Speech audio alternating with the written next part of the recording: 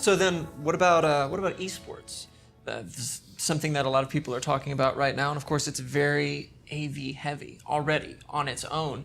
How do you guys across the table view that in terms of how it can benefit teams, venue owner operators? I'm sure each of you are going to have a different take on this, but it's something that a lot of people are talking about right now. No doubt, worldwide.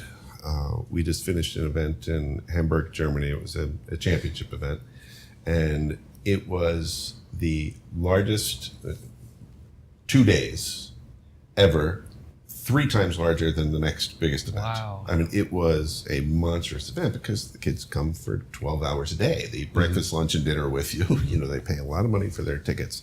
But the interesting part, I've been to several of them, the interesting part is all of the excitement occurs in the game, right? Mm-hmm. So they sit there watching this monster, beautiful screen. It's all in the game. And when the game's over or there's a break in the game, there's nothing. You know, it kind of shuts down because you're at such a high level of energy that I don't know if it's intentional or not, but they bring the level down, you know, so there's an opportunity to absorb, relax, talk, whatever you're doing. But as soon as the game starts, boom, it's back again. So it's all about the game and the big screen and what's going on there. Whereas a lot of stuff that we do for other events is around it, whether it's the entertainment district or the LED ring or, you know, the other things that we've done, it's all around the game. But for esports, it's all in the game.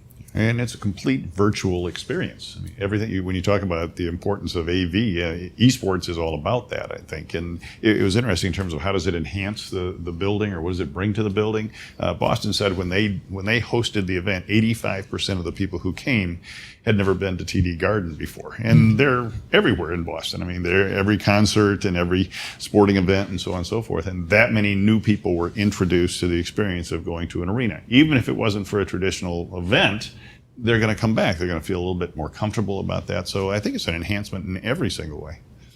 I think Rich and Tom are talking about big tournaments as well, or primarily, but I think there's also opportunities and we're going to see esports grow into day-to-day use. I think we're going to start to see sort of the mashup of like a Buffalo Wild Wings and Korean gaming cafes put together, and their venues, whether they're in our sporting venues or outside of our sporting venues and entertainment districts, are going to be these spots that people congregate 365 days a year.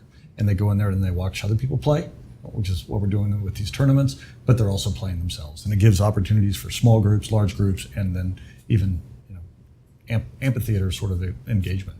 Yeah, and it may be wishful thinking, but from a sports perspective, I think esports are actually good for sports because they'll take maybe some young people who aren't gifted in terms of playing the sport, but still enjoy it and find out one day there's actually a real Steph Curry. You know, not this guy, but there's actually a bigger guy who plays down there in that arena a couple times a year. Right. Yeah. Well, esports is I was at a championship fairly recently, and what strikes me about the esports is that it's really a broadcast event. The audience that's local there is by no means the audience for most of them. There may be a few international championships that shifts, but most of them, I counted 16 cameras that I could see.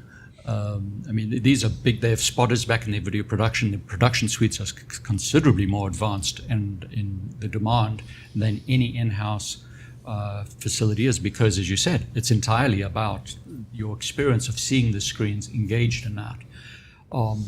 And so it feels to me like a big TV studio. And the question is how those organizations, because of the intensity of not just the play, but the people watching it, they are focused, they know the game, they know what's going on, and they're generally fairly quiet during that period, which is amazing. So the question, I think, is to what extent can you create experiences for those to expand that, to make it a venue that isn't just a broadcast studio, but really, and I don't think that's particularly difficult to do. Everything from surround sound to media that gives you different experiences. But Twitch, Twitch was bought for $700 million 2 years ago, I guess now. Amazon didn't do that by mistake. Yeah, there's one reason. Yes. Yeah. But it's interesting. We always find a way, and audiovisual right now is the best way to do it, to sort of fight that in-home experience. We both, Rich and I, came from a time where 10 or 15 years ago they were saying, well, the modern arena is going to be 16,000 seats. No, 14, no 12, no 10. Right. And that's all it's going to be for a basketball game or a hockey game, because everybody else is going to stay at home. So let's make that experience really good for a really intimate crowd, because that's all that there is going to be left. And we've seen arenas continue at 16 and 18 and 20,000 and continue to reinvent themselves. And this is probably the best avenue that we have, because it is a point of differentiation. That and that communal feeling that you have when in there high-fiving the guy next to you and everything like that, because of something that just happened. You can't find that at home. And so our whole goal is to make it something you can't find at home.